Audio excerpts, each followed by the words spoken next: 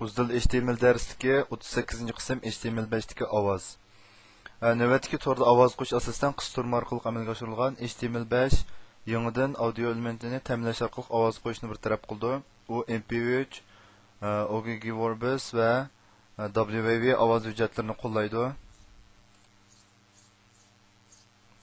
Hamma u tuvanda har qaysi tur ko'rgishlarniki mush hujjatlarni qo'llash qo'llamaslik avvali berilgan.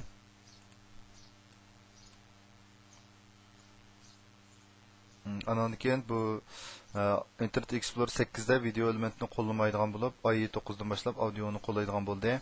Andan keyin bu bir amaliy misol ko'rib baxsak, mana bu Chrome Tor ko'rgishda buningki asli kodi qaraydigan bo'lsak, bu yerda mana bu ovoz hujjati qism berildi. Andan keyin buning kontrollari ko'rinsin deb, mush holatdagi aniqlik berilgandan keyin masalan bayon qo'yishni besib qo'ysak,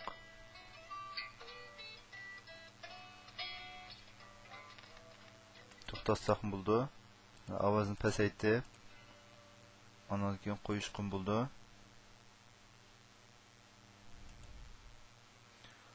Andan keyin bu audioniki xarakter qiymatlaridan, masalan autoplay, buni xarakter qiymati autoplay, andan keyin kontrol stigini shu buniki qo'yish, to'xtatish qatorli kontrollari, loop deganimiz, takror qo'yish, andan keyin src degani film shu ovoz hujjatiniki adresi, ya'ni ismi, andan preload degani shuni ovozni qochilash yoki qochilmaslikni ko'rsatadi.